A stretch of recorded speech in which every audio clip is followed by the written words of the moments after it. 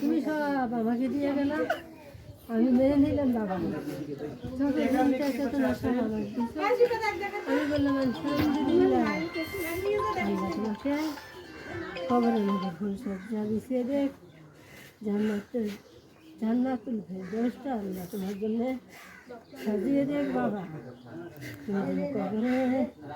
তুমি যেন কবরে খুব সুখে থাকতে পারো, আমি যেন ধৈর্য ধারণ করতে পারি, আমি যেন তোমার সাথে সবসময় তোমার